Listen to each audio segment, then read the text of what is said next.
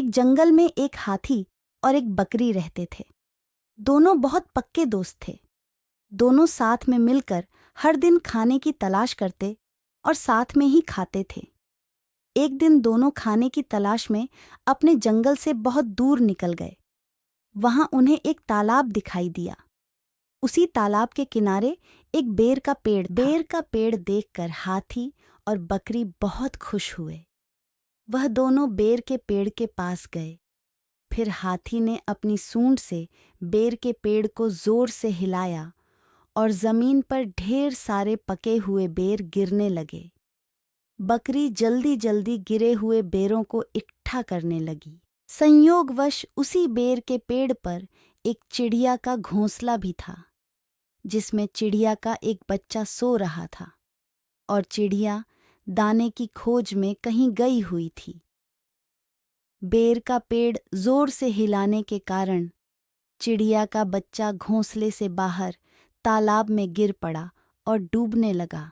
चिड़िया के बच्चे को डूबता हुआ देखकर उसे बचाने के लिए बकरी तालाब में कूद गई, लेकिन बकरी को तैरना नहीं आता था। इस वजह से वह भी तालाब में डूबने लगी।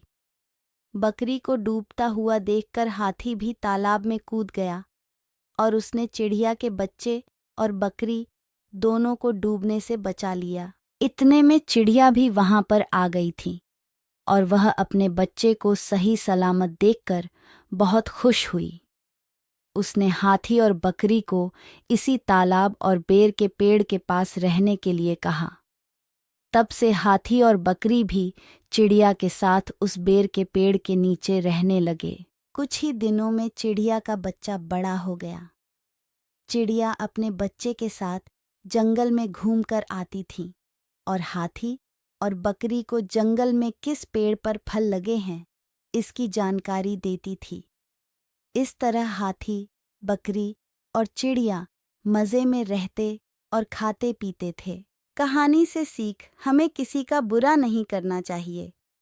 अगर हमारी गलती से किसी को परेशानी होती है तो उस गलती को सुधारना चाहिए और मनमुटाव दूर करते हुए एक दूसरे की मदद करनी चाहिए।